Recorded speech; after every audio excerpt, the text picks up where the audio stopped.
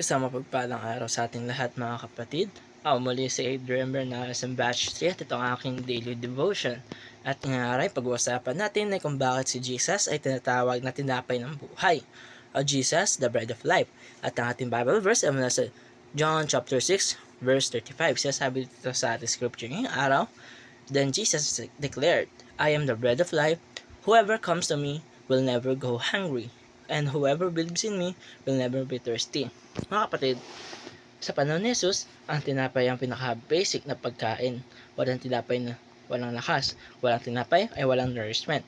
Kaya nung sinabi ni Jesus, I am the bread of life, ay malalim ang ibig sabihin nito. Malalim pinapakita niya dito. Hindi siya dumating para lang busugin ng tiyan natin, kundi para busugin ng ating kaluluwa.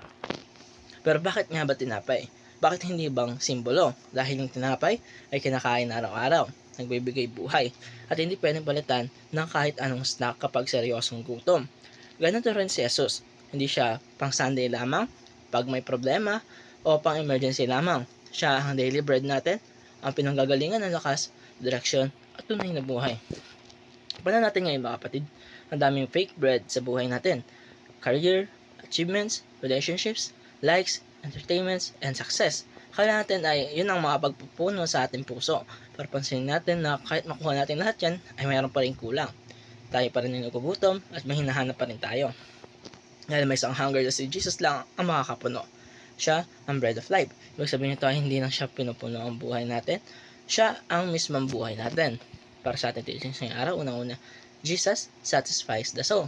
Walang makapuno sa puso mo kundi siya. Kahit makamit mo man lahat ng achievement sa buong buhay mo, ay walang ibang makakapuno o makaka-fill ng butas sa ating puso kundi si Jesus lamang. Dahil siya, bumaba sa langit para ma-satisfy ang ating kaluluwa. Dalawa, Jesus sustains us daily. Hindi lang siya basta one-time encounter, siya ang pang-araw-araw nating source ng lakas natin.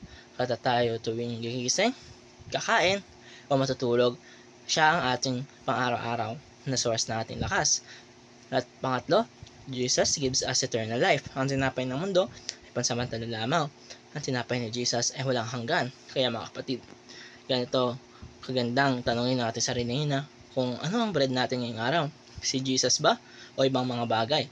Ano ang iuunahin natin, ng tinapay ng mundo o ang tinapay ng buhay? Kaya lagi natin tatandaan mga kapatid, ang mga bagay sa mundo ay mapagpapigay ng saya, sandali lamang o hindi siya permanente. Pero si Jesus lang ang mapagbigay ng tunay na kabusugod sa atin. At ito tatapos ang aking daily devotion. Maraming salamat sa panonood.